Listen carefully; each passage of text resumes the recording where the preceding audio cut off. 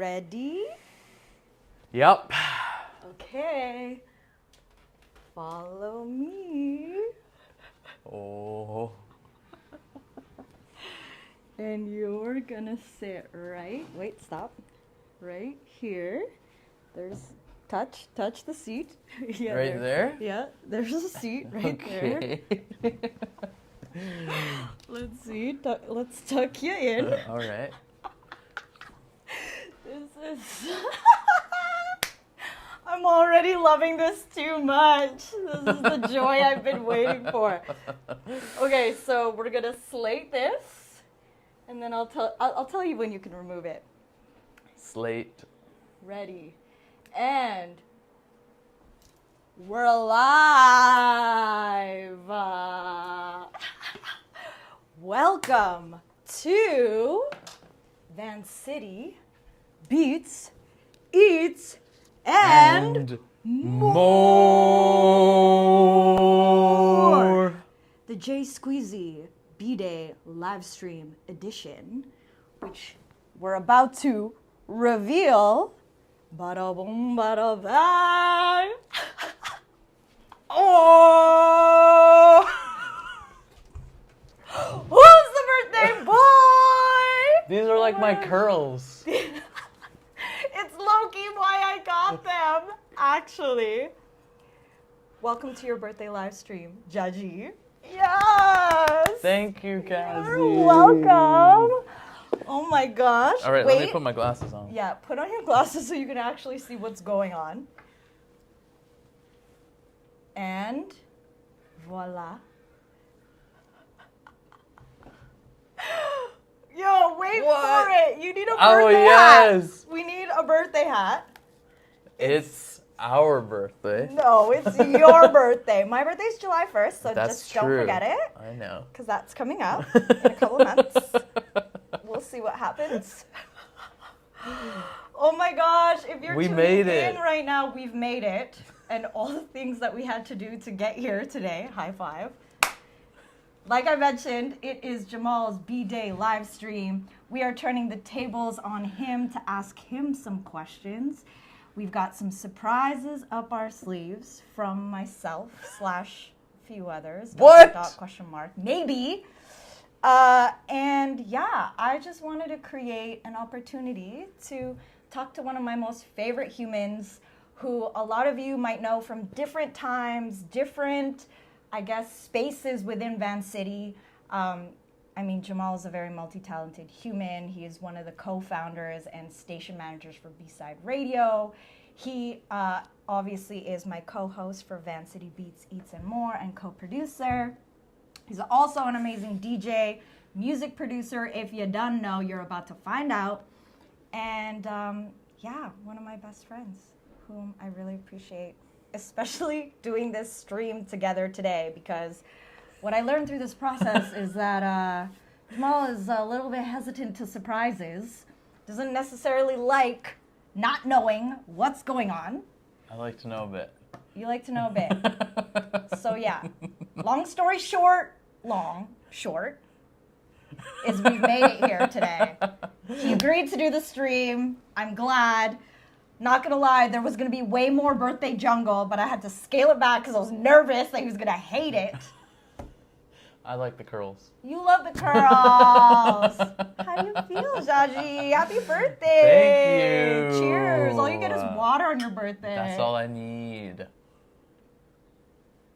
Oh yeah, I'm thirsty. Thank you. Yes, I feel good. Okay, my birthday was yesterday.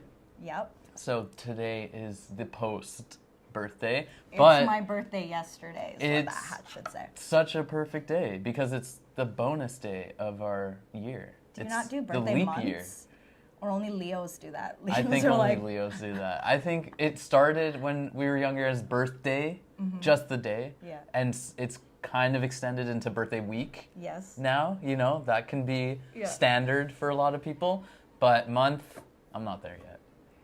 Even though I have the shortest month. How was your birthday? Tell the people what you did yesterday. Oh yeah, birthday was so fun. Cazi and I hung out. Cazi made foods, breakfast tacos. They were delicious. Yes, we love them. And then we went for a nature walk in North Van, and submerged in the rain, which was nice. You know, Pisces, we're in the water.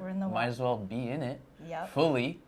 And then went to loop sessions, which in the summertime we did an interview with Luco, who is one of the people who runs loop sessions. So I was so happy that it landed on my birthday this month, because they normally do it on the third Wednesday of the month, but this month it just happened to be the fourth Wednesday, which was yesterday. And then we went and hung out at B-Side Radio. And Big Papa Pump absolutely went off. Slayed. You know, when someone has something to prove, or not necessarily prove, but they just have like this energy built up in them that needs to come out. Yeah. I felt that yesterday with Jeffrey, with Big Papa Pump. Like he was on a mission, you know? Yo, I was so tired at that point after a day full of birthday festivities that I was like, if you watch the stream on Papa Pump's channel, you just see me like, I get up and I'm dancing, and then all of a sudden I'm like lying down horizontal, and then I'm like this, dancing, and then I would see you just like classic Jamal, hair flipping, and then looking down at me laughing, and then next thing you know, I'm just kind of like taking a snooze for 1 minute, and then like back. Because his music revives me, man. Yes. And it brings me to freaking life. It does. Many people have said that. Yeah, but Loop Sessions was really cool. Yeah, actually. Loop Sessions was great. And it was hilarious watching you lying down, but eyes closed, but still dancing, moving whatever limbs you could. Unreal. Yeah, that was good. Yeah. But okay, back to Loop Sessions though. That was a really cool one because the record that was being sampled was challenging. Yeah. Like, tell the It was peoples. challenging. So Loop Sessions, normally the way the structure works is they get someone to curate a record, and then everybody gets to select anything from the entire album. So you can, whoever's there can choose whichever song from the album that they want to sample to make their beat. But yesterday the challenge was that everyone was going to use the same song. Oh, okay. Yeah, so there wasn't that like openness as much as usual, and they did a community crate. So everybody who participated brought a record, and then they just picked one at random. And then I don't know how they picked the song, but yeah, so it was like a reggae song called Too Hot. Too Hot. That makes all the sense in the world now after realizing that just kept getting cut up. Yes, for sure. And yeah, it was challenging because there was no part in the song that was isolated necessarily. Like sometimes you get a breakdown where maybe you just have drums or just bass or just vocals or something. And that's what I try and look for but now we have AI technology that can actually isolate the different layers of songs with the click of a button. So I know a lot of people did that yesterday to isolate different parts, but yeah, what you ended up making was super clean and very fresh. Yeah, and yesterday was such a strong Loop Sessions. Everybody really brought their style and their style. Yeah. That's my favorite thing about Loop Sessions. Everyone does something different. That expression of everyone's style. Genres. Yeah. And it's like, shout out to Mikey who used to host it. I loved when Loop Sessions, the part where they would showcase the songs, because Mikey would always say, all right, we're going to listen to the newest music on earth. Ooh. It was literally just made. So fresh. Yeah. Aww. So, what a great way to spend your birthday. Yeah. That was fun. On my birthday, I love doing things that I want to do for the rest of the year that are important to me. So like going in nature is important to me. So doing that. I love making music and also gathering around music. So check. All in all, you feeling good? You feeling great? Yeah, I'm feeling great. How many revolutions around the sun has it been? It's been 32. Ayo! Welcome to 30 Plus Wisdom Club, as I like to say. Because I feel like the 20s are very different from your 30s, wouldn't you say? I would say so. They're different. Well, more specifically, I guess, like in terms, since the theme is birthday, you know, how would you say like 20s decade differs from what you've so far been experiencing in 30s?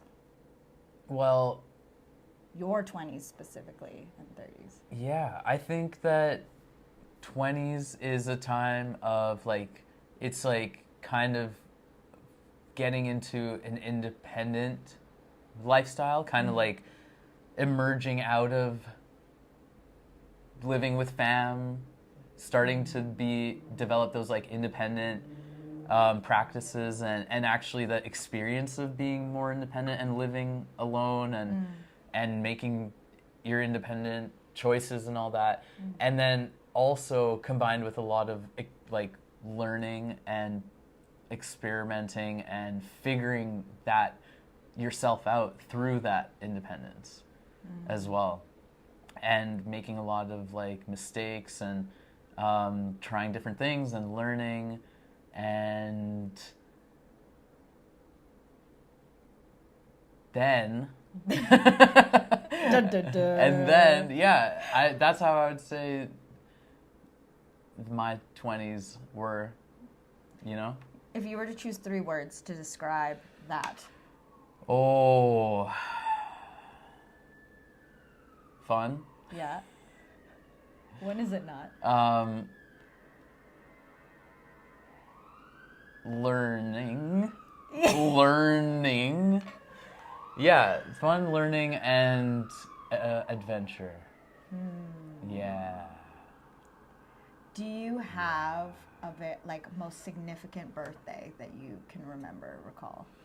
I don't have a very one that sticks out, but I do want to shout out my mom and dad and my sister. Shout outs because I think they're watching. Most likely. But I just was always really spoiled in terms of like my birthday and stuff. So I always just remember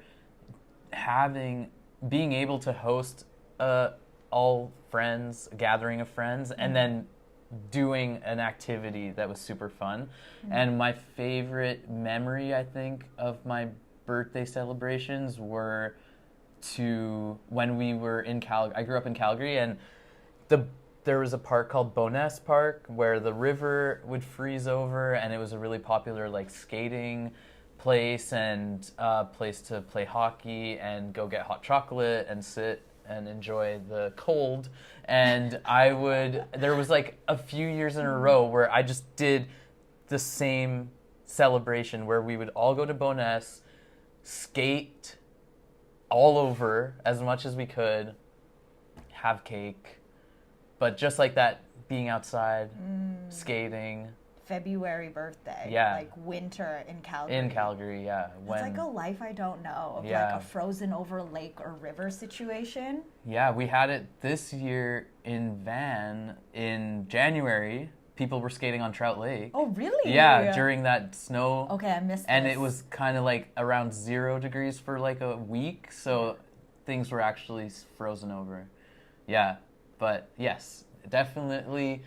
Growing up in Calgary, it was like winter was actually like the majority season of the year. It was the season you experienced the most out of the entire year. So. Yeah. And you and your sis have close birthdays. Yes, Raya. Shout out, Raya. So, did you have any special birthday parties together or specific memories of that, celebrating together? I think we always wanted to have our own celebrations with our friends and stuff, but we would always do a like birthday dinner with my parents or something where we would go out and celebrate both our birthdays with my parents. Yeah. That was nice. Never competed. The competition just, it was separate. Yeah. It was in our own circles. Oh, what does that Or, mean? I mean, like, I don't know, like, not not necessarily competition, but like I said, we both had our own celebrations. And then celebrate each other too, you know? Me and my younger brother, we also have our birthdays close. Oh, there goes one of the birthday jungle decorations. Yeah, except our birthdays were like 3 weeks apart. Yeah, make it a scarf. There you go. Oops. There you go. Cute, and matches the shirt. At the end of this stream, all the decorations should just be on your body. Yeah, so we were born 3 weeks, not 3 weeks apart. Our birthdays are 3 weeks apart. And for whatever reason, like, it's okay if my birthday's July 1st and Chad, baby bro, his birthday's July 17th, that we'd celebrate, like, oh, I don't know, July 29th. Like, literally did that. And people were like, wasn't your birthday like a month ago? I'm like, it's still July. And we would always do our combo birthdays, except your equivalent of winter ice skating was like our equivalent of doing barbecue, Yes. park, swimming pool, Central Park, actually, over here near Burnaby. And yeah, I was fine with sharing birthdays because it meant more people coming to the party. It was super good. Yes, a grander celebration. Mm-hmm. Yeah, that park I was telling you about, Boness, it would turn into that in the summer. It was like such a place to go barbecue, family hangouts. It's the vibe. Yeah, play soccer. So, okay, you know, with birthdays, like, some people, like, find that it's such a anxiety-filled thing because you get to this place where you're like, what have I done with my life thus far?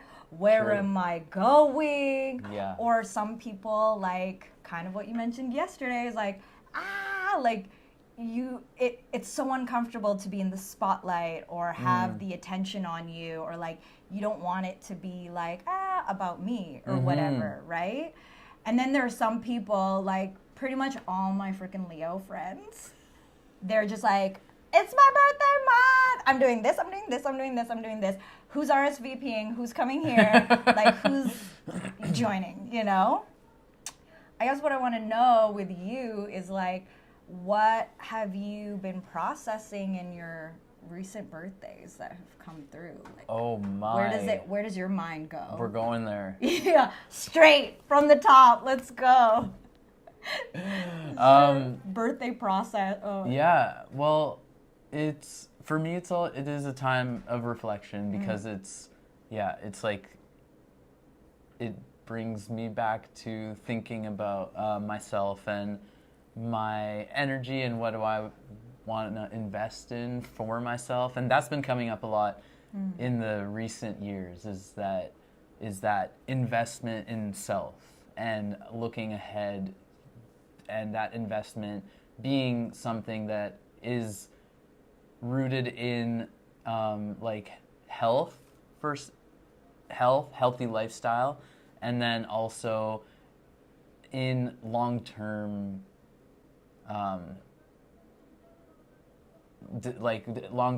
what you want to create for yourself. So those are some of the things that I reflect on, and also reflect on how grateful I feel to be where I'm at today, to be surrounded by people that I love, to have my family be here and healthy, and I feel really like loved and supported and celebrated. So feeling grateful is important as well for me. Definitely. And try and practice that. Yeah. Yeah. I love that you brought up health because, you know, I've been in 30 Plus Wisdom Club for a couple more years. And definitely in the navigation process of that, it's like there, and everyone else who's up in 30 Plus Wisdom Club, like, we're thinking about our health. We're thinking about how do we make this physical body like last and not crumble. Yeah. And really just thinking about like our old people goals, like how do we want to, you know, age like fine wine.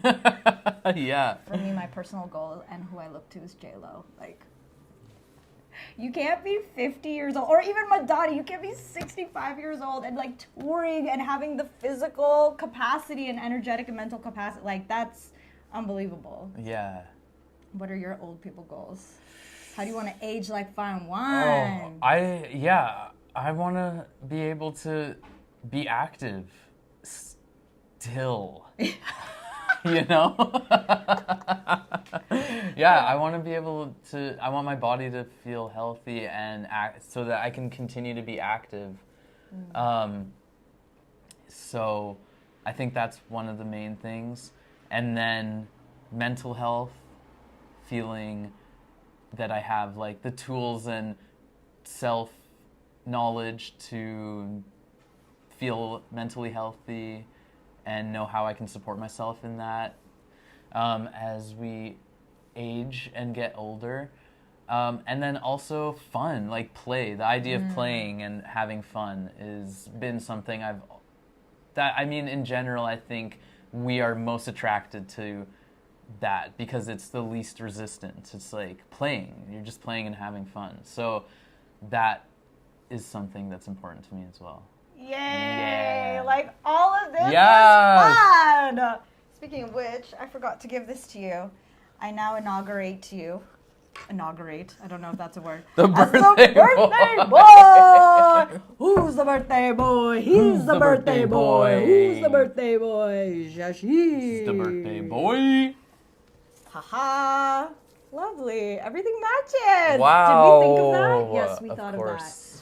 Cazi thought of that. I love it. I was gonna get loot bags and everything, but I was Wow. That would have been throwback. That would have been a throwback, for real. Loot bags were such a big thing in birthdays when we were younger. Totally. You would. Do people still do that anymore? Like children? No, I don't know. Yeah. It's a good question. Someone's- Any kids out there watching? Want to invite us to your birthday party? So creepy. Invite us to your birthday party so we could just see if you do the same things we did growing up. Weird. Yeah. Yeah, and in the loot bags you would get like a kazoo. Do you remember that? Candy. Thingamabobs. Tops. Yeah, or little figures, little toys. Yeah. Mm-hmm. Yeah. Maybe some chiclets. The 2-pack. Yeah. I always liked purple. That was my favorite flavor. I mean, they only lasted like 2 seconds. 2 seconds. So, Facts. yeah. Oh my gosh. Childhood birthday memory. That's a question. Is Yeah. that a question? Yeah, but it The doesn't have, skating? doesn't have to be your birthday. Like, do you have one of someone's party that like? I remember, I don't even know if this was at a birthday, but there used to be this place in the malls, or not necessarily in the mall, but I remember in Calgary there was one in the mall. Like a Chuck E. Cheese? Not Chuck E. Cheese, but it was like a huge play gym, and it was called,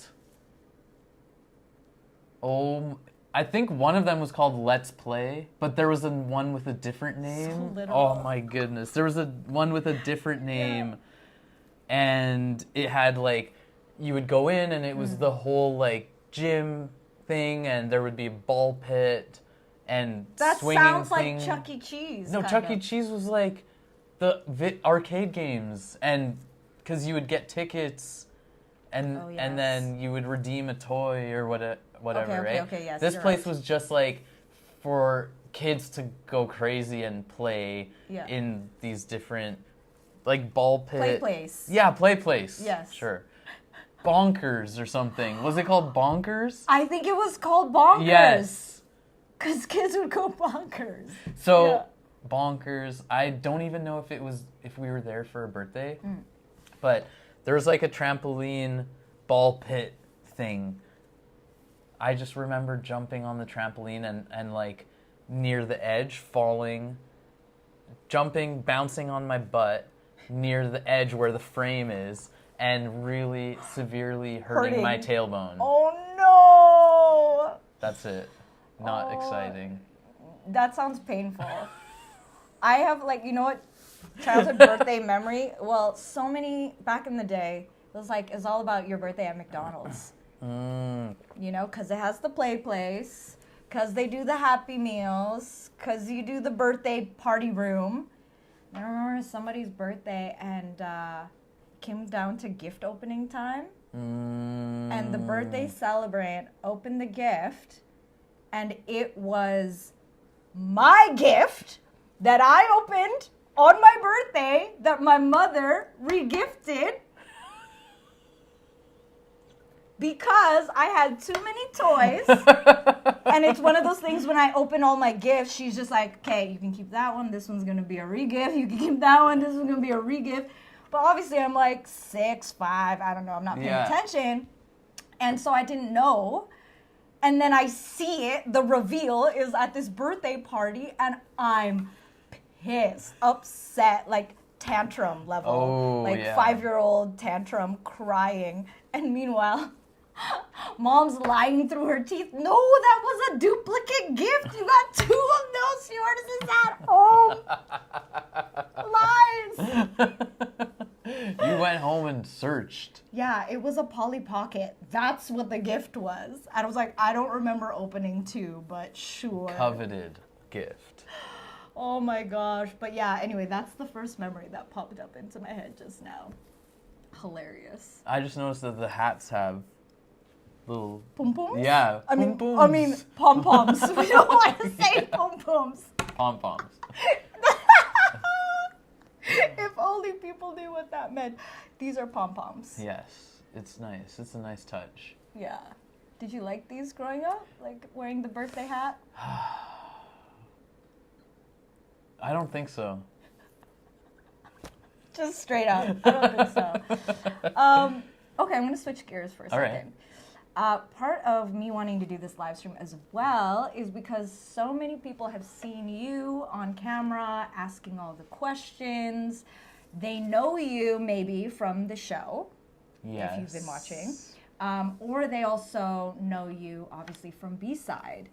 And B-Side is an endeavor that started during the pandemic, but maybe what a lot of people who know you from that place and time in your life don't actually know about your like deeper history with community radio and you know how you came up in Calgary with CJSW. And so I wanted to know, and for a lot of people in the community as well, to just like learn a little bit more about your background. What do you feel you learned about working in CJSW that you then applied into creating and designing the values and what you've made out of B-Side? Nice. Yeah. Yeah. Also, quick sidebar, I'm also referencing like one of the first interviews, which I rewatched. The one where you talk to each other? The one where where it was like, yo, when I rewatched this, Jamal, I was like, oh my gosh, we were such babies. It was not even a year ago, but it was like our first interview that we did when we started this program and getting to know each other. We have all that new work wifey like energy, you know, like, ooh, we're excited about the summer, la la. And yeah, you really went in deep on talking about CJSW. So for more details on that, like reference back to season 1, that episode, I'll hyperlink it. But yeah, I would love to hear from you now about that. Yeah, thanks for asking me about that. Yeah, growing up in Calgary, I was out of high school, went to the University of Calgary, and at the time, I was in kind of a place where I was going to school, but not really like super into it. And then in terms of like social stuff, I'd been interested in music, but social stuff at that time, like early 20s and younger, was a lot of actually revolved around like drinking, and that was a socializing. That was really like kind of the focal point around the socializing, and yeah, when I was at the University of Calgary, I heard about a friend of mine who said that there's a community radio on campus. And so I eventually went up there because it's in the 3rd floor of McEwen Hall, and walked up the stairs and walked in and said that I wanted to volunteer, and I was really openly welcomed, and no real barriers. And so I was able to start volunteering, and because it's a community radio, they have a huge library of music that's CD and vinyl and cassette. And when I joined them in 2012, they were in the process of like digitizing their music, so that was one of the volunteer tasks I had to do. But yeah, eventually I worked my way up the volunteering there and learning how to create audio clips, produce audio clips for events or PSAs, station IDs and stingers using like audio software. And then the final part of the training is getting trained to do an on-air show and being hosting a show.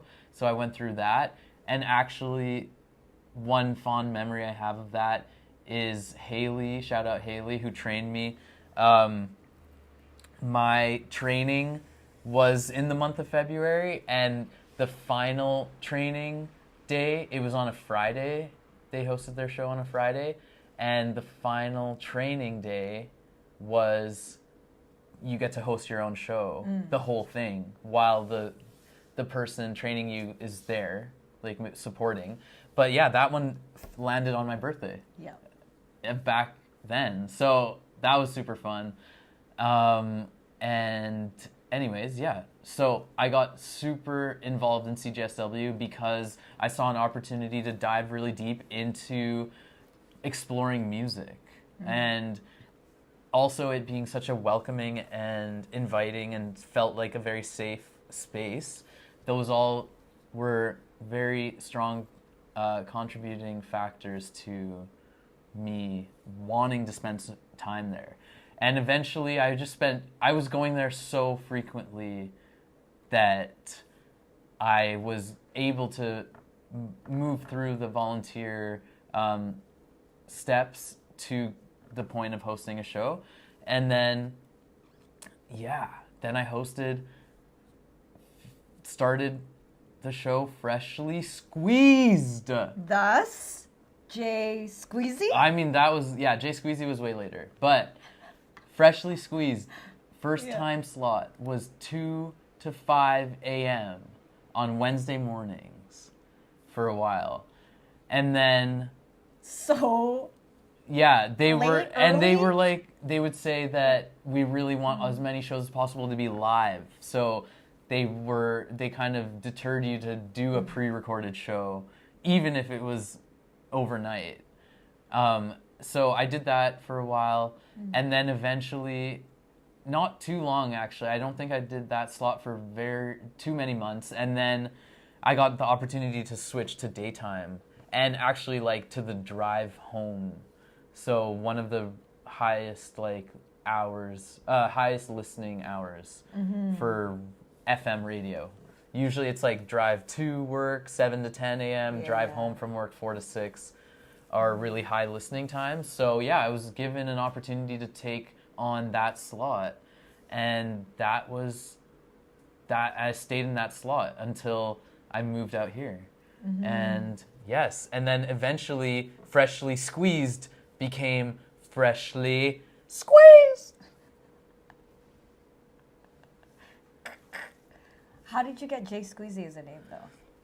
Well, Freshly Squeezed was the name, was making its rounds. Yeah. I was still just going as Jamal, and but that inflection in the squeeze, like I don't remember. Wait, do it one more time. Squeeze.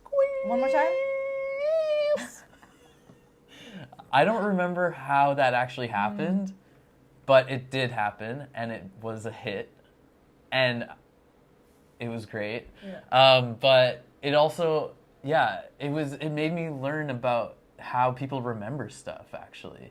Like adding like an inflection or something to change the way something sounds actually makes more of a lasting imprint than just saying it regularly. Anyway. Just like more. Yes, that's why I was thinking of that actually.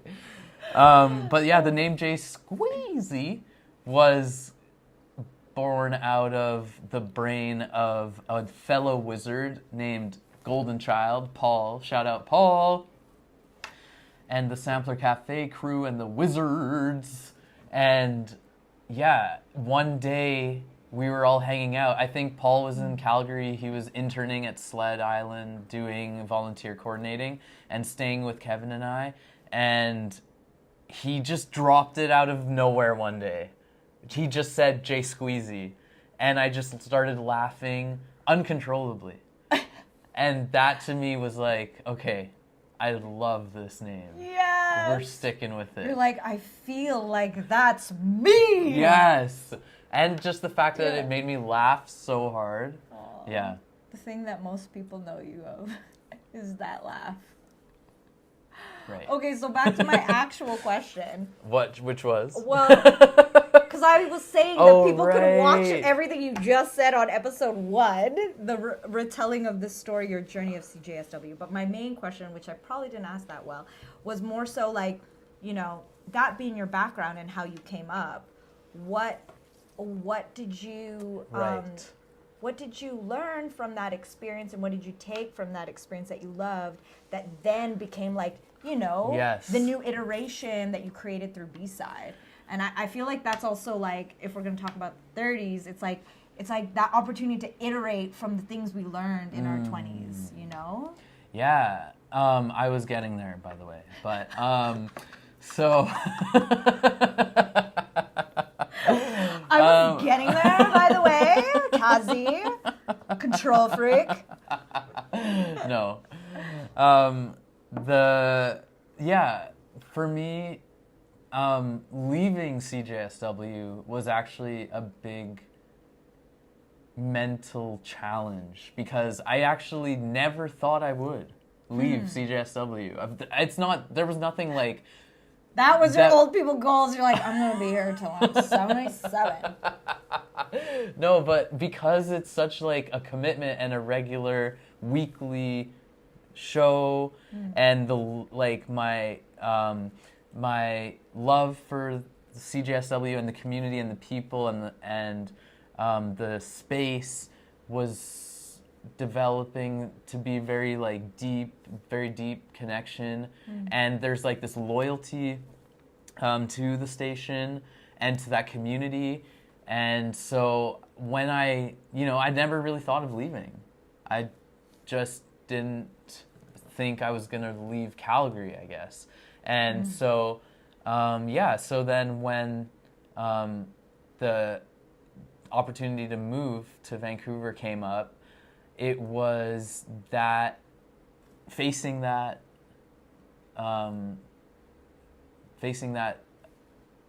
challenge of leaving a place that you feel like you really belong and feel like really welcomed you and embraced you and supported you, and just by its values, and also the people who maintain the values and continue to maintain and grow and put their energy into that community. So and then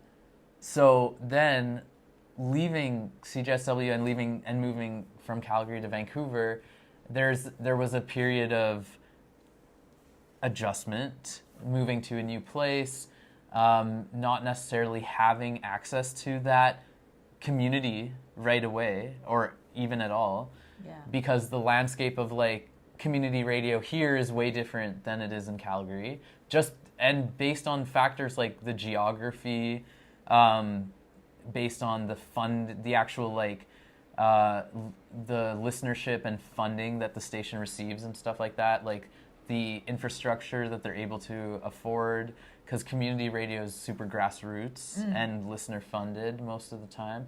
So the opportunities were different here. So it took me some time to adjust here.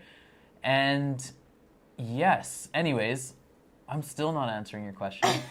B-Side came up as an opportunity. We went for it. B-Side is now a thing. It's been 2.5 years that B-Side's been running. Yay. And it was really like when the opportunity for B-Side came up, based out of the Beaumont Studios, shout out, that is such a big, important detail to that as well. Because the Beaumont Studios in Mount Pleasant is a community-oriented space and serving local artists and local people who are bringing people together, throwing events. They are a community hub already established, and B-Side fit perfectly into there because Beaumont already is established based on those values of inclusivity and openness and supporting people. So B-Side lined up really nicely with those values that the Beaumont already has in place. And then I really wanted to bring the experiences that I felt at CJSW, which were like the really welcoming, like no barrier. Yeah, be accessible. Yeah, accessible, inclusive, welcoming, open. And then also focused on sharing music and having a really welcoming and cozy space where people could come experience their friends DJing or being actually like participating in the physical gathering and physical space of B-Side Radio. Yes. So yeah, with the huge support of the Beaumont, we are at that point now, and I'm really, really happy to think of like Dom and Jude and Luke and Big Daddy Mac and Kirsten and Carrie and everyone who helped make it happen, and now everyone who is putting energy into continuing its growth and expanding it. So I'm stoked about all of that. Yes. Yeah. I mean, you're such a community pillar in that space. Like, I feel like whenever I've been there, people are always so happy to be there, and very appreciative of all your help.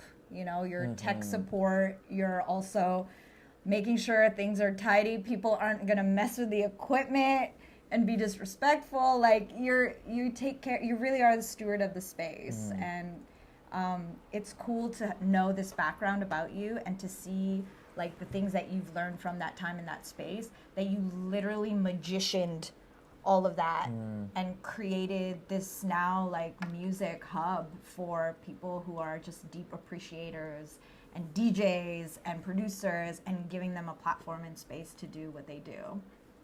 So, yes. Yes. You're the best. Guess what time it is?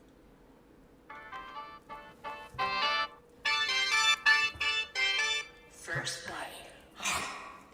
Okay, I didn't know if this was gonna happen today. Of course it's gonna happen today. Oh my goodness. OMG. Oh my goodness. Are those donut candles? Yes. This is a big shout out to Jay Dilla. Oh. Because it's also February. Yes. Dilla month. Dilla month. Dilla every day. Yes. We love the beats. Aren't you curious? I am. What are these yummy treats? Well, they look like cake. Yes. Are they cake? They're cake with cheese. my Inside? friend. Well, okay, so it's a Japanese cheesecake. Okay. Actually, and it comes from this place I recently discovered called Terra. I'm like, hold on a second. I was gonna say Terra Breads, but that ain't it. Terra Cafe. It's in Burnaby. Oh. Yep. And it's Japanese cheesecake. We've got matcha, Yes. and then we have mango. Ooh. 2 flavors I know you love. Yep. Yeah, verified.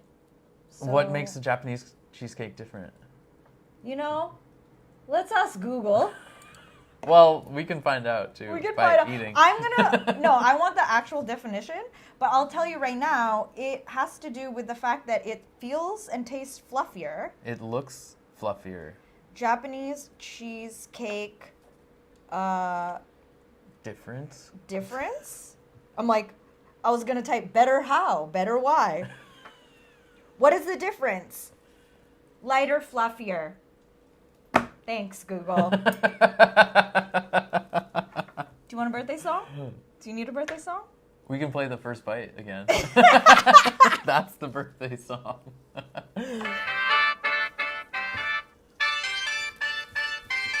First bite. Yes! Happy birthday, Ja. Thanks. Make a wish.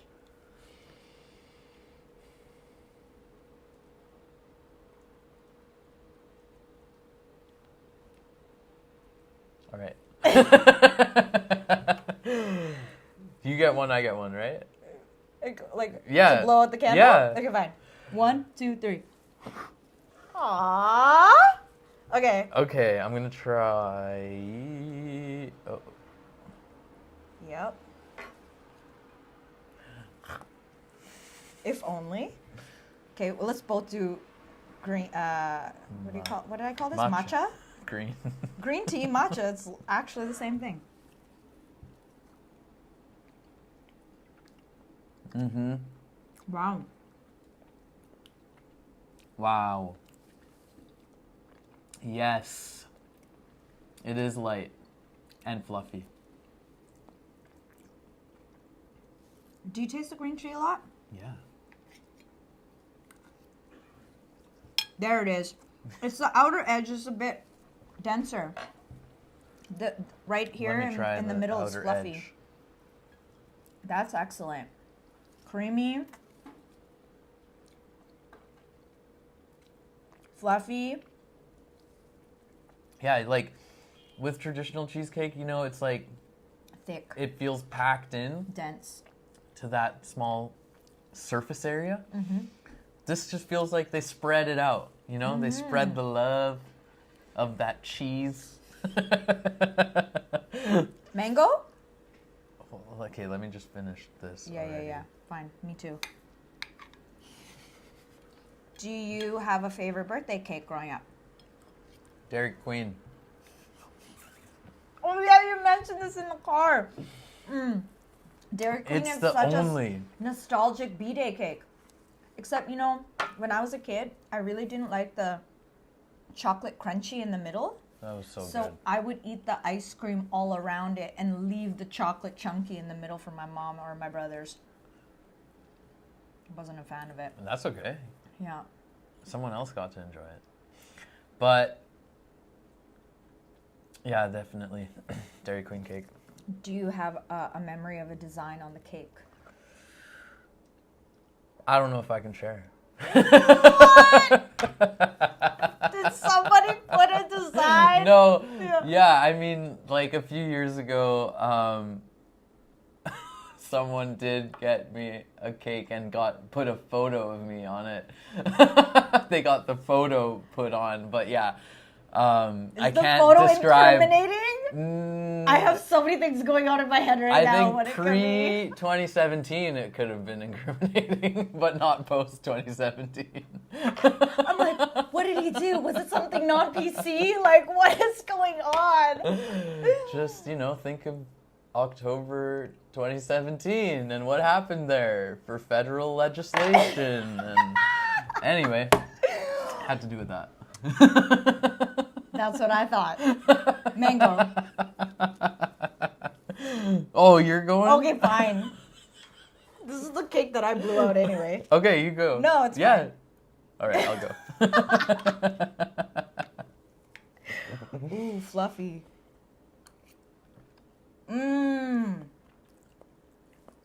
Wow. Way more creamy. The texture of the mango is creamier. I think I'm in love with that one. I think I'm in love. That's literally what I was thinking of. Prototype, Outcast, such a good song.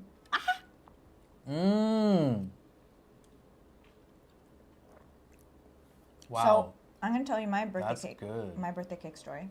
Tell me while I take another bite. Yeah.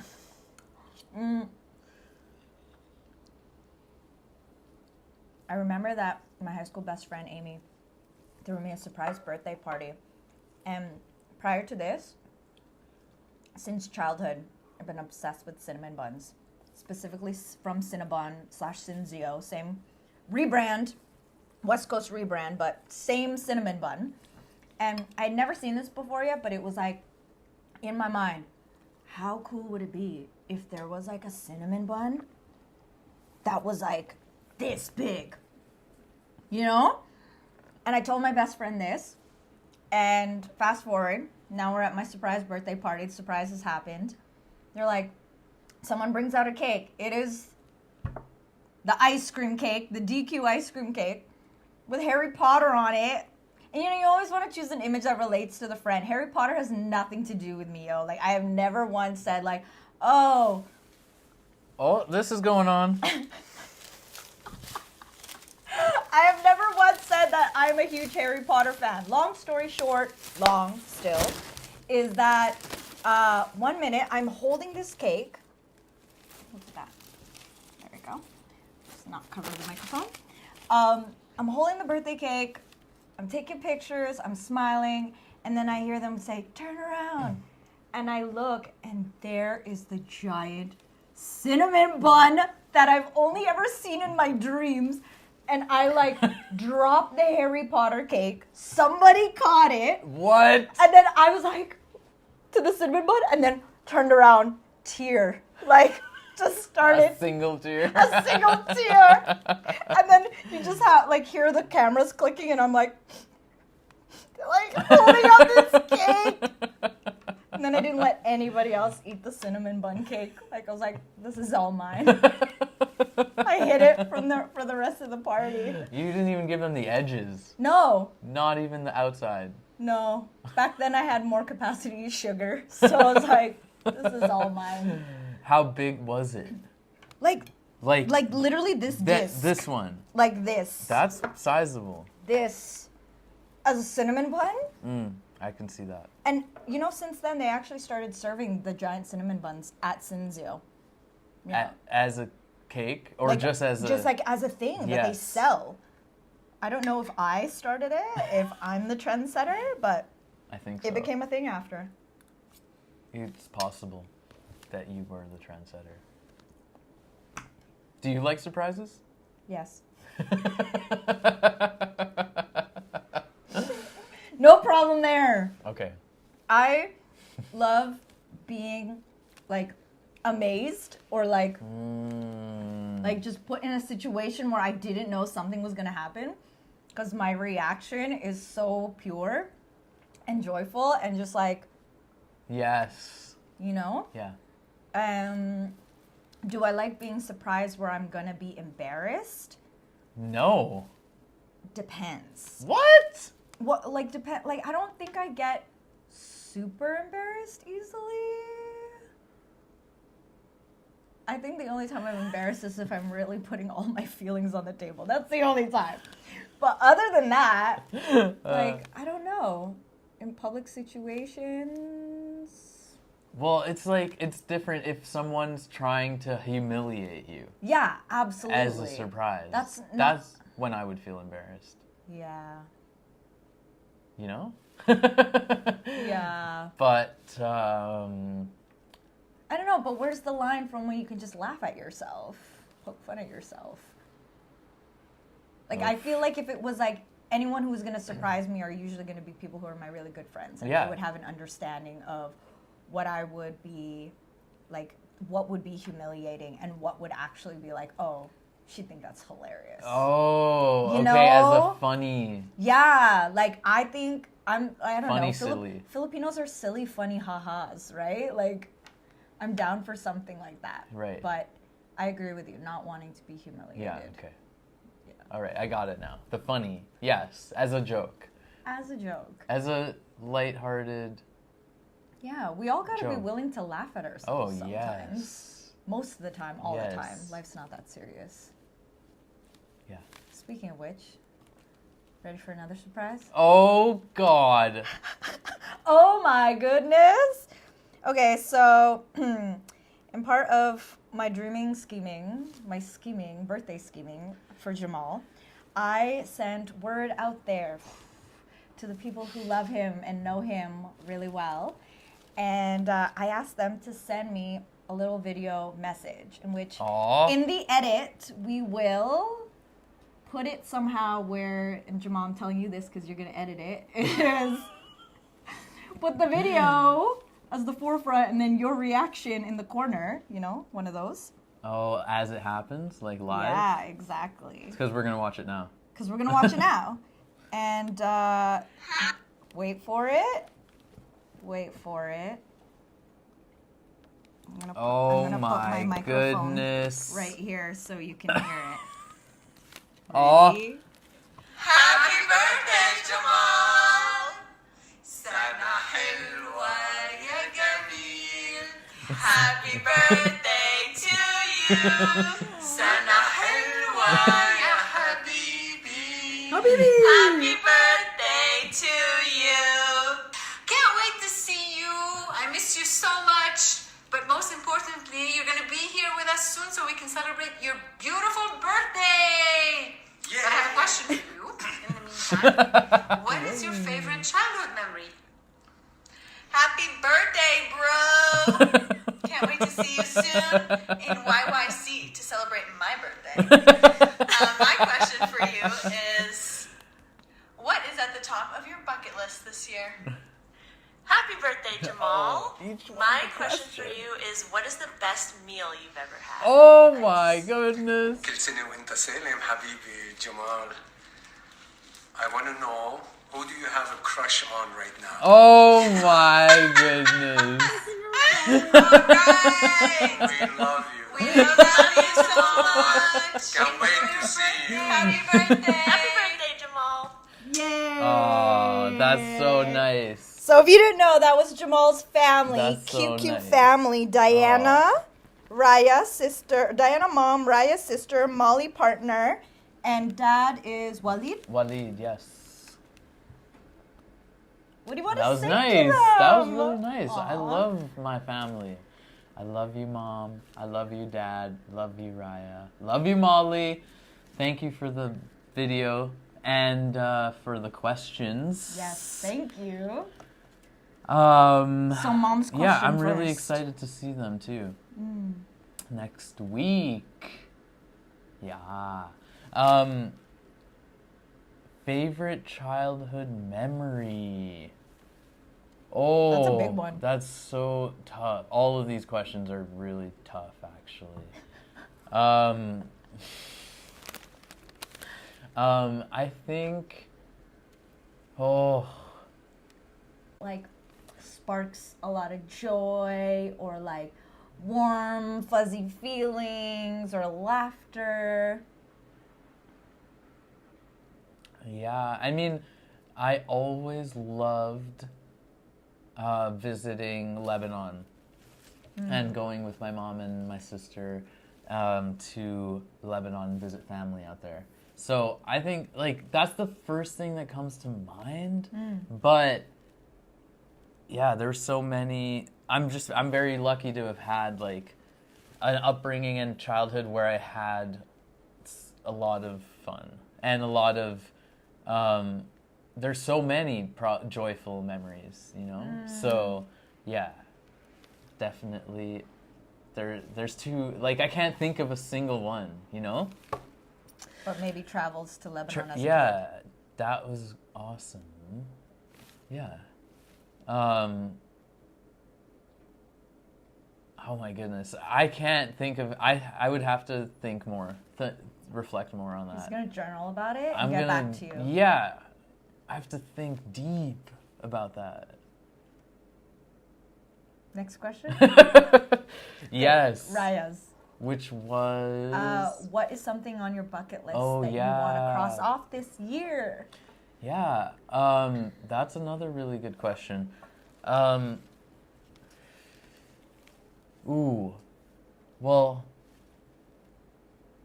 I would love to travel and go to a country I haven't visited and travel there.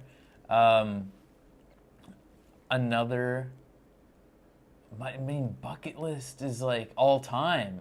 Yeah. It's like I didn't even think about and that. she's like, you gotta knock off one of those. This is how year. I know Raya, because she probably did this for herself at the beginning of this year.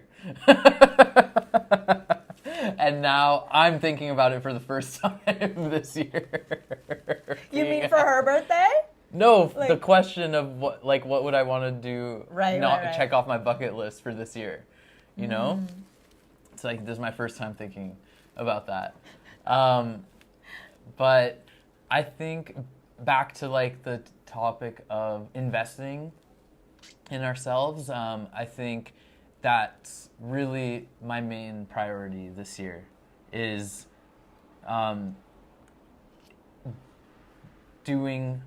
maybe enrolling in some sort of program or course that is an investment in myself to learn and develop a skill deeper, and and then see where that takes me.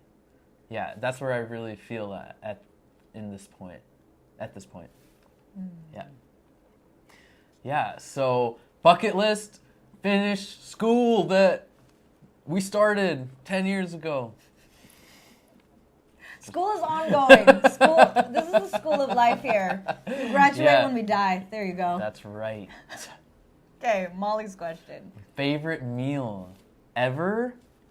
Oh my goodness. Well, I don't know if they said ever. Maybe they said your favorite meal. Oh, in general? Or you've had. That's ever. Okay, fine.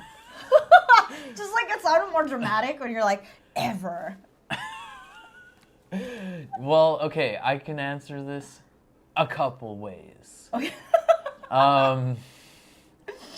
There's definitely comfort meals from growing up, like my mom would make a lentil lemon soup. That's always my go-to comfort food. Very simple and delicious and really good for if you feel sick or anything. Super healthy. I will always think of that soup, and when I think of like fave meals and comfort food. But yes, generally all like the Arabic food that my mom and dad cooked when we were growing up. My dad is hilarious in his style of cooking because he's like the fixer. Like he's always like trying to fix the meal or something. What do you mean? Like he'll if he'll make something and not follow any recipes or anything, but then that initial iteration evolves like 3 or 4 times because he's just like, okay, let me make this, turn it into this, and add this and make it this, and then it continues to evolve. So the original intention of the meal has now become a different meal. Oh yeah, like 3 times in the span of like 3 days. Can you give me an example? Well, I was talking to my mom and dad last week, and I told them I had made hummus. Yeah. And they were like, oh, we made hummus too, but Dad put black beans in it. So it's like chickpeas and black bean hummus instead. You know? Like... Yeah, it almost became a black bean dip. Yeah, it could have been, yeah. So stuff like that. Or like, let's say something starts as like a chicken on rice, then that chicken becomes a soup, you know, which is more logical. But but that's your dad's style. Yes, like the meal never ends, you know. And then also he'll do that with things other people made. Oh you know, my like because my sister's super into cooking and very, very talented, I would say, and my taste buds would agree. And yeah, just like he'll try something that my sister or my mom made and be like, oh, we should add this, or like completely changing it. But anyway, some of them turn out really good. So is that one of the best meals you've ever had? Back One to answering I the can question. think of, probably there was one in there that was probably really good. What iteration? But I'm kind of going through and answering it based on each of my family members, right? My mom, my dad, and then my sister. Yeah, my sister's just really getting into cooking and nutrition. And so, yeah, anytime I get to taste what she has cooked is a treat for me. So, yes. And then we have to talk about ramen. Oh, yeah. I love ramen so much. And was the best I you mean, had in... Japan, yeah. I was lucky to travel to Japan last fall, and yeah, it was just the meals, the quality of the meals were amazing. Yeah, and I had amazing ramen, amazing sushi. Yeah. Sushi's also one of my fave meals, I would say. Yay. Yeah. Your dad's question? Oh my goodness. Is your dad a straight joker? Like, Yes, likes to embarrass you? for sure. I read what he wrote on your kudo board. Yeah. Straight jokester. Yeah. And that's what I love about my dad too. It's that energy. You trying, like bringing out laughter, Yeah. bringing out fun, bringing out teasing, and like taking you out of like what the way we usually like always kind of operate. He's kind of like, he's like Pushing boundaries. yeah, pushing boundaries, stoking you, asking questions no one else would want to ask. Or answer. Yeah, and he's filling that gap, Yeah. I know, the look on, like, when you see the video, the look on everyone else's face when he answers, they're like, oh, Dad. Oh, Walid. Oh, my goodness. Yeah.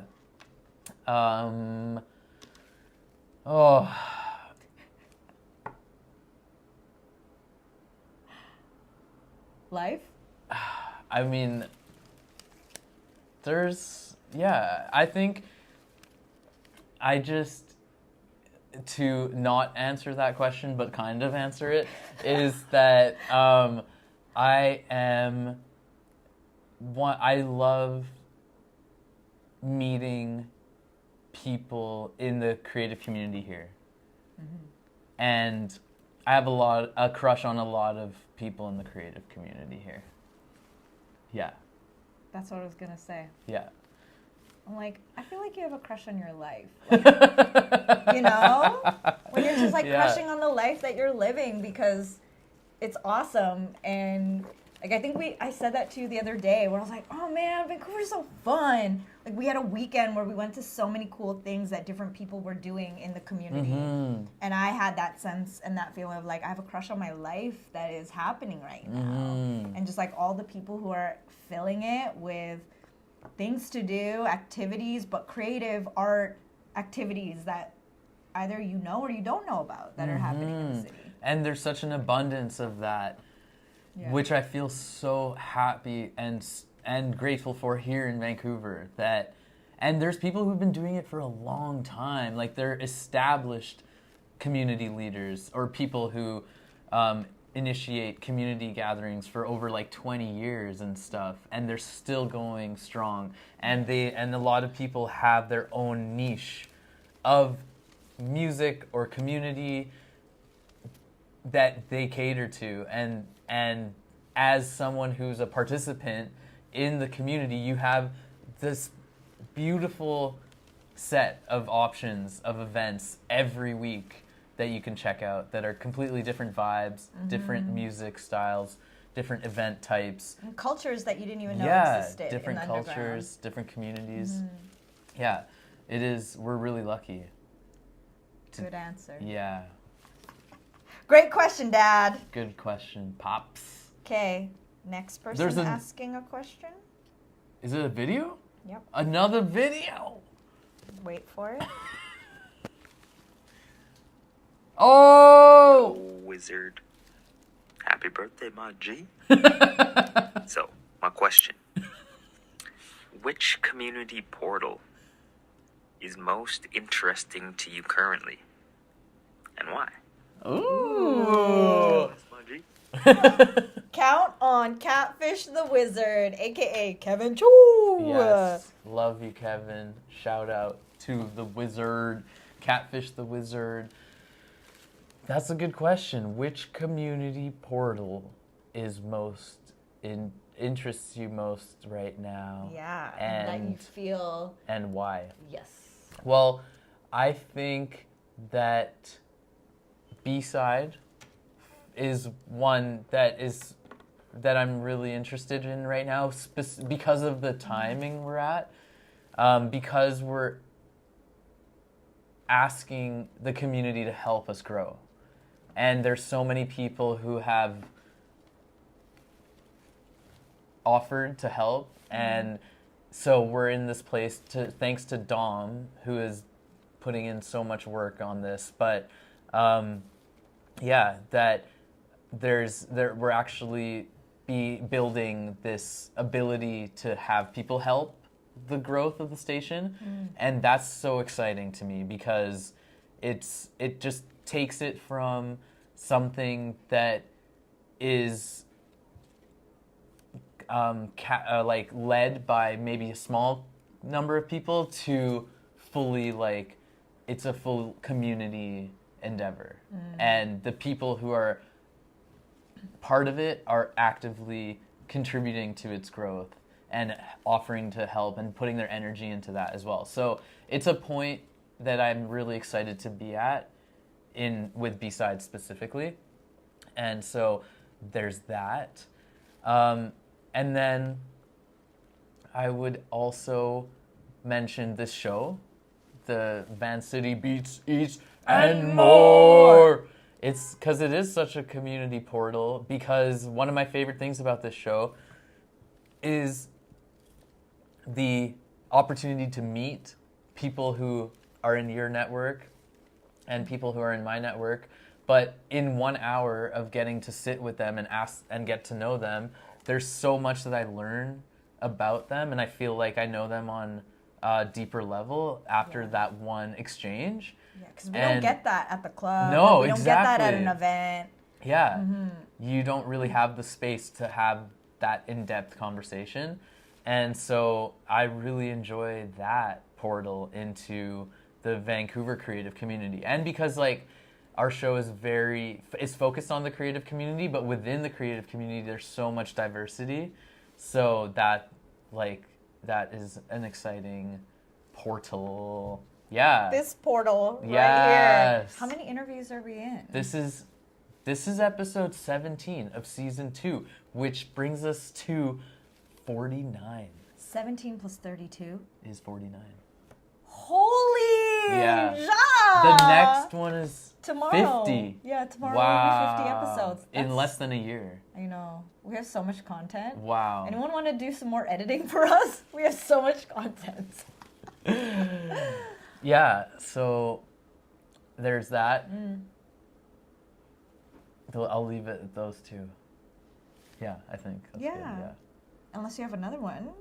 I'm good for No. now. Yeah. That was a good question, Kevin. Yes, thank you for sending that Wizard. in. And thank you to the fam for sending in those questions too. Thank you, family. Yeah. So we're kind of nearing the end of our time of our B-Day live stream, which is fine. We're gonna keep partying after this. That's right. Celebrating. But I definitely wanted to touch upon,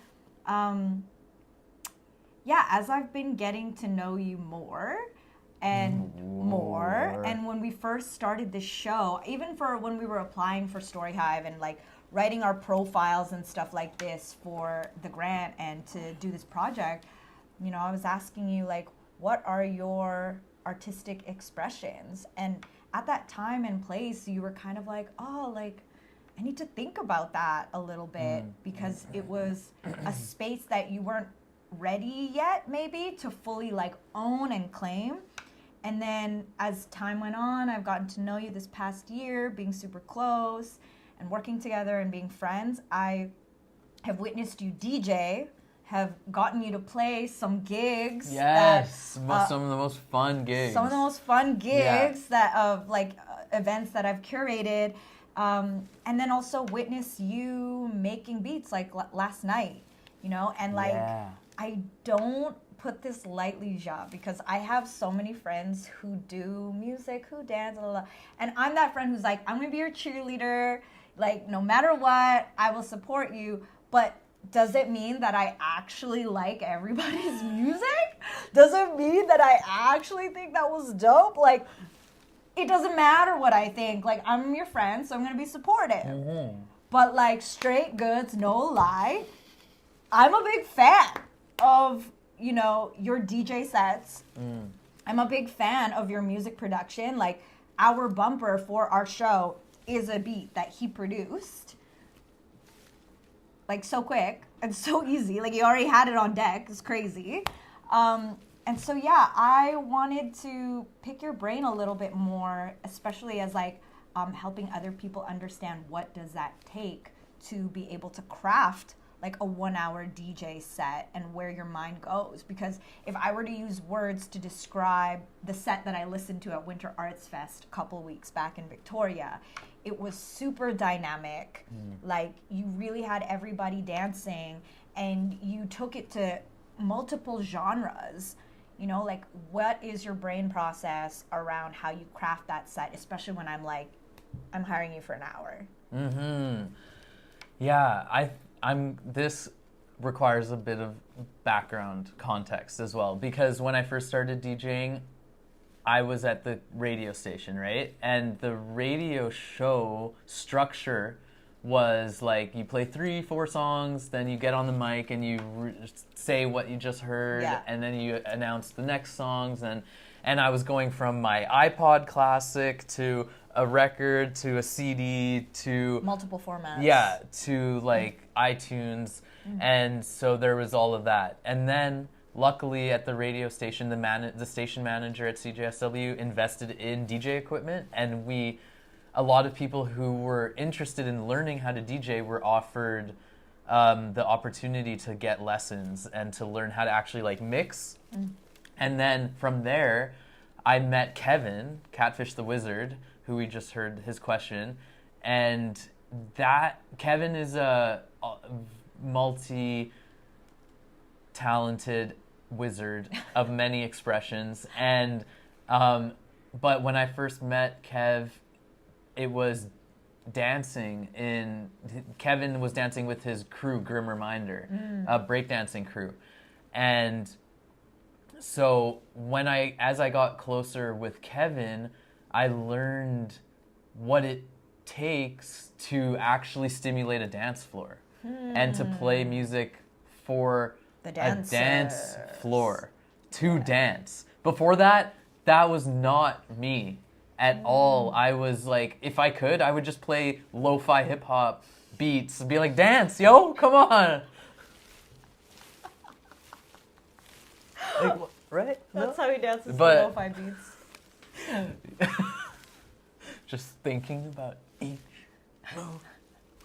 But anyway, it was that integrating with Kev and the community that Kevin was connected to that really showed me, and I learned so much about music that is for, like, the purpose of it is for dancing, or like how to actually play to a dance floor, and for a dance party and stuff like that. So I learned all of that from Kev and those wizards, and even like the type of music, like a lot of music I played at the Winter Arts Fest, and when I do play sets, there's some remixes and edits, you know, like people like hearing familiar music or stuff they can sing along to, you know, for like general crowds and stuff. So, you know, there's all of this that you learn over time through experience.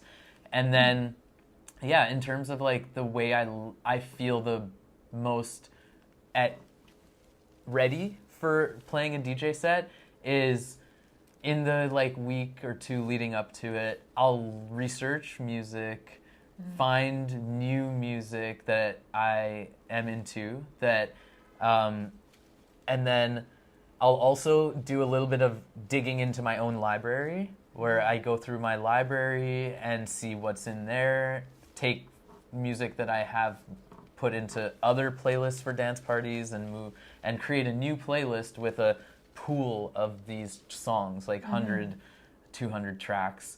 And then from that playlist, I'll just listen through it in the days leading up to the event or a gig, and then I'll kind of like make a narrower list taking from that playlist, and then I feel like really solid in the crate or playlist that I have selected of songs that I can pull from for the set. And then freestyling when actually performing.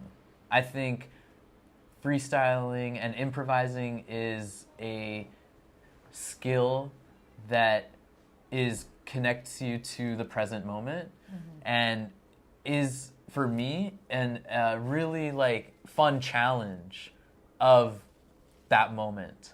It's like, okay, I have this playlist, but I don't know what order I'm going to play them in. I know I have selected a song to start with, and I'll start with that, but then it's open from there.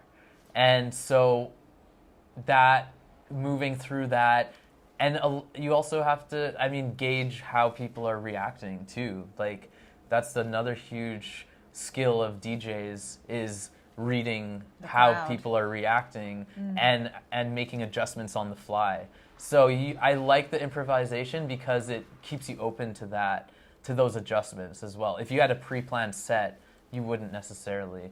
But yeah, and that idea of like freestyling and performing is something also that was practiced a lot, like with Kevin and the Wizard crew.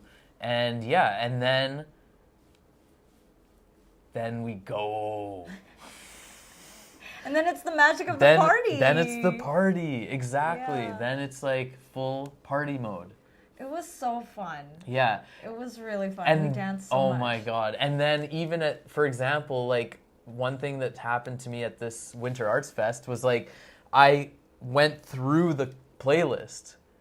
I was done. I still had time. Lots of time, I felt like. Yeah. So that was another element of freestyling where like, okay, this is like, okay, I now have to leave the playlist I prepared and now just go fully into the deep end of my tracks and riff off of what will work. But that's also a fun challenge.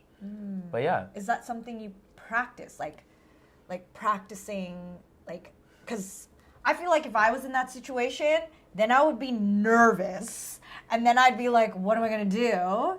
You know, but like, is that something you were able to practice? Like when you've run out of music and you need to pull from the library, you know? Well, I think the practice for that was all the sets I've played without ever preparing.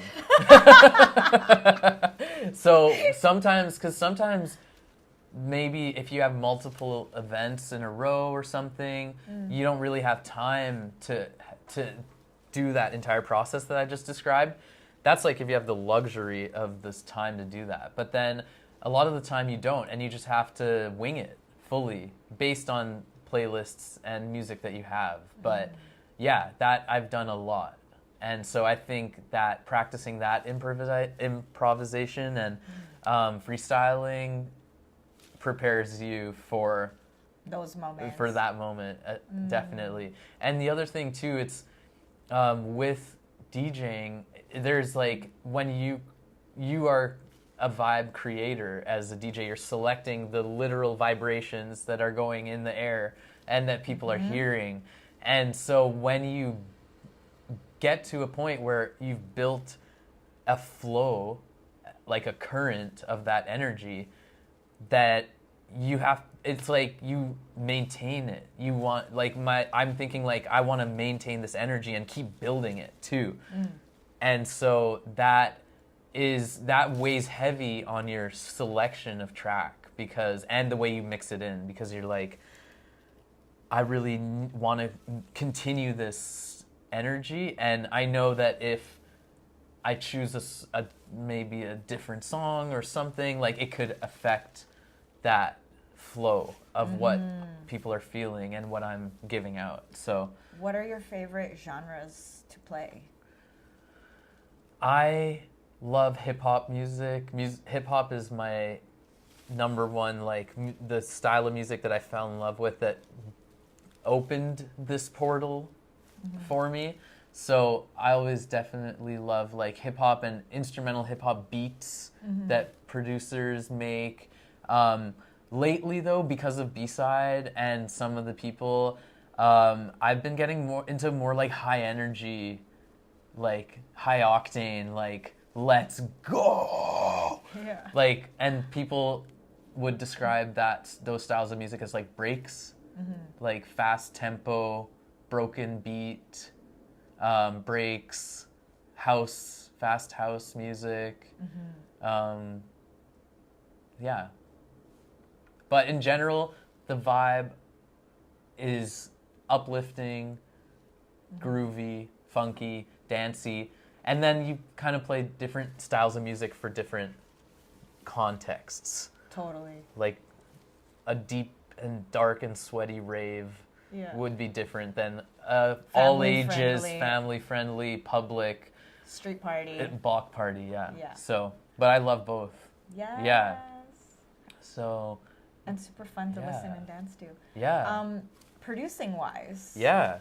who are you most inspired and channel? Who are you most inspired by, and who do you channel when it comes to like the beats that you've been making? Yeah. That's a good question because it's the producers and beat makers that I look up to the most are ones who are extremely versatile in their ability to make different styles of music at a very high quality. Also, people who have developed a distinct sound for themselves and a style. So, like, when you hear it, you know it's them. Right. Simply based on the sounds or the way this track is crafted. Like, an example is Kaytranada. Like, he has such a distinct sound. Totally. And people know when it's a Kaytranada song from just listening, you know? And he doesn't have a producer tag, you know, where some songs come in and it's like, mustard on the beat. You know what I mean? Like, Yeah. he doesn't have that. So it's like, those are things I really admire and look up to and things that I work towards when I think of making music.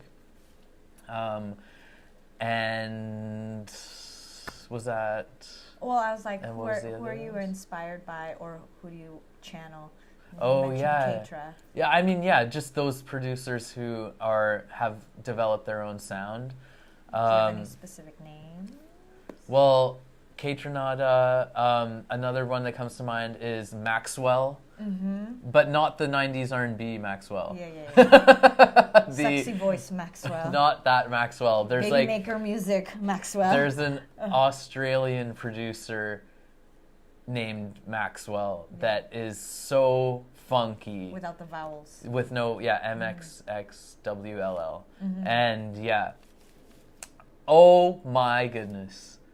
It's so funky and unique.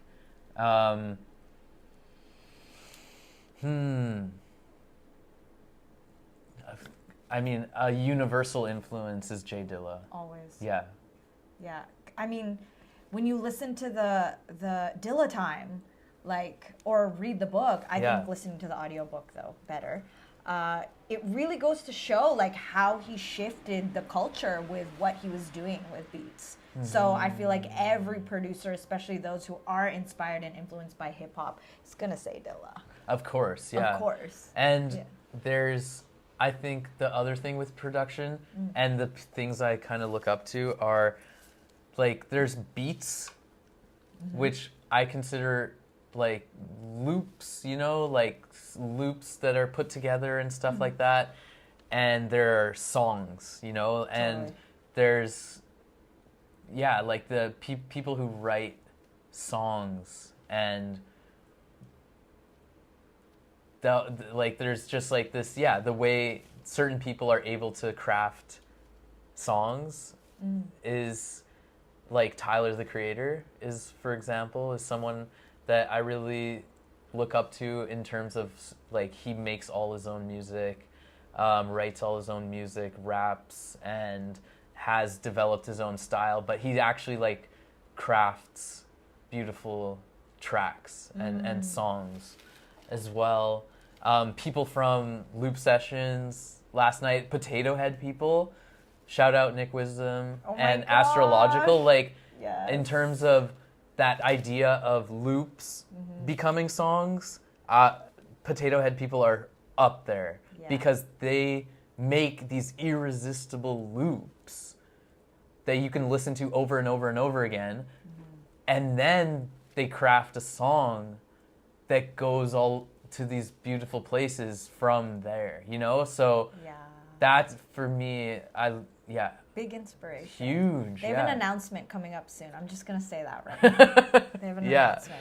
Follow their social media to find out. A lot of the, and especially Loop Sessions is so cool because there's so much talent right here. So a lot of the time, like, that's one thing I love about being involved in the creative communities where you're at, is that it's all like right around you too. There's Yeah. all these incredibly talented and skilled people who are living amongst you. You don't really have to look that far.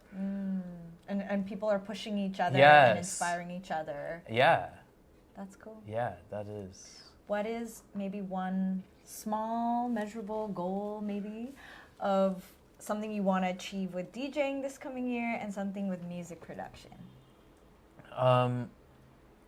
For DJing, I would like to just have a couple sets that are recorded that I can share. Did you record Winter Arts? No, it's okay. We have a plan though. There's a plan. What's the plan? To Play it. and record it. You remember it. Yeah, well, almost, yeah. Okay, well, I have to be Anyways. invited to that party. And everyone else who was in Vancouver have to be re-invited to that party. And then with DJing also, I have a pretty decent collection of vinyl records, and mixing vinyl is something that I would like to practice more, because it's a completely different skill, using Fully. just your Ears. and your instinct and your feel than relying on Totally. a And knowing your visual. record. And knowing your records too. So true, yeah. Yeah. For that. And then for production, music production, you know, I love it, and I've been doing it for a number of years, but I still feel like kind of at the surface of, there's so much but to know. But yeah, I want to go deeper in my understanding of like the program and my ability to like turn an idea into the sound, or like creating an idea that's in my head. Like, because if you're making music or something, sometimes you'll get an idea like, oh, I want to do this at this part, I want to make it sound like this, but you don't know necessarily how to do that. So just I would like to dig a bit deeper into like the craft and skill of designing music, designing sound, and crafting songs and producing music. Yeah, Oh, you got goodness. there. We got there. We Yeah. understood. It's Aw. like, yeah. So Well, I'm really excited. Yeah. Jamal, I feel like you have all this like budding raw talent and also like skills and experience, and I think you really like don't even know what we all see. Like, I don't think you see it. Like, I feel it, bro. Like, yesterday when I heard your beat and you played what you cooked up in like 2.5 hours at Loop Sessions, I was just like, I'm so proud. Like, I'm so stoked that I'm stoked on my friend, because like, you know, like I'm actually genuinely a fan. So I'm really excited to see what becomes of this coming year as you continue to go down this path to explore your artistic pursuits, and that like, yo, I'm right here in your corner. yeah, and I think that's a really interesting observation, is that the individual themselves doesn't necessarily know or hear what other people hear or feel the way about themselves that other people do. Yeah, it's And- hard to see outside of Yeah. yourself. and that criticism too, self-criticism is present. So yeah, I appreciate you saying that. Yay. Yay. I better be invited. I want to be at the things. Oh yeah. So we're, it's been over an hour. We can chat, Has chat, it? chat. Yeah, definitely. It's been over an hour. Let's end this off with, Oh, my what are goodness. you most proud of yourself or grateful to yourself on Ooh. your 30-second revolution around the sun? And let's sit with that feeling and end the live stream with that feeling of what you're most grateful or proud of for yourself. Oh yeah. There's a lot of learnings. It's interesting because these are questions, at least for me, I don't ask myself a lot or ever. And it has to do with, I think it has to do with being okay with feeling proud of yourself or feeling celebratory of yourself. And so, I think that's it's challenging for me to get to there. But it's easier when other people can support that too. But I am...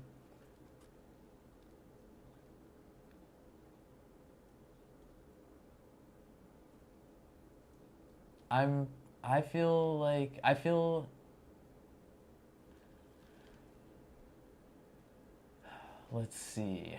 I feel like I'm proud of myself for being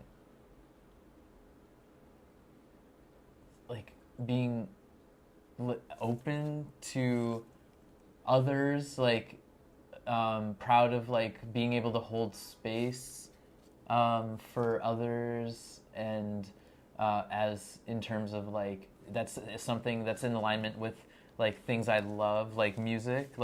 I feel proud that there's a space that I'm a part of that is a welcoming, inclusive, and safe space where people love to go and have fun and play music, and that they have bonding experiences there with their friends, or that they get to meet new people there with B-Side Radio. So I think in terms of I think I hold that space throughout various areas of my life, in terms of interactions or friends, and I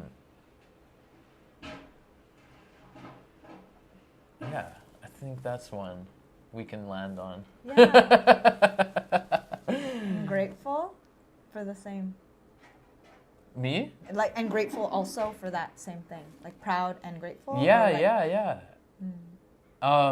Well, I'm grateful for... I guess I feel if I'm just thinking of something I'm proud of, that would be what comes to mind. And then what are you grateful to yourself? What you've been able to give to yourself or do for yourself or learned and love about yourself. That's good. That's deep. That's real deep. It is though. Yeah. For real.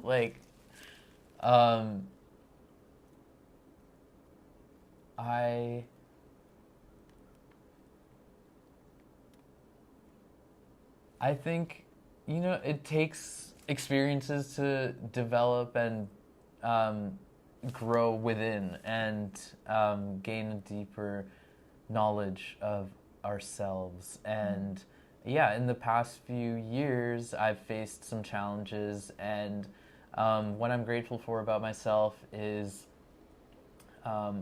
part of my personality is that I'm very like, I kind of like take things in and I can reflect on them and take time and space to think through them, ask myself questions regarding that, about like, why do I act this way, or why did this happen, or Self-reflect. yeah, the self-reflection, and but also it's not just reflection, it's also like taking action on the things you reflect on about yourself. So I'm grateful for that I'm able to take that time and space to reflect and think inwards and dig into those to gain more insight about myself. I'm also, I think we're all humans who are filled with like love, energy of love, and I've been learning that too, and so I'm grateful that I have this loving energy, and that I share that loving energy, and that I think that's part of who I am as well. Aww, Jamal. Yeah, I'm grateful for that loving energy and openness and self-reflexiveness. Reflexiveness. And yeah, the way you are able to hold space, and I've seen you do it in these interviews that you've been having conversations with people and getting to know them and being really present, and I think that's something that a lot of people appreciate about you as well. So, happy birthday. Thanks, Cazi. Thank you for agreeing to do this live stream, even though it took some convincing and back and forth and fear that it almost didn't happen, but we're here! And we made it. We made it. Thank you, Cazi. I appreciate you. Of course. I appreciate you. And here's to more of this. Here's to more. Shout outs to everyone who's tuned in this live stream, everyone watching the replay, people who care about Jamal and are wishing him a happy B-Day, another revolution around the sun. This has been a JaZi Productions. We out here on unceded ancestral lands of the Musqueam, the Tsleil-Waututh, and Squamish First Nations, whom we owe utmost respect and gratitude for stewarding and protecting and being the keepers of this land. Straight up. We love and appreciate all of y'all. Until next time, peace. Peace. Bye.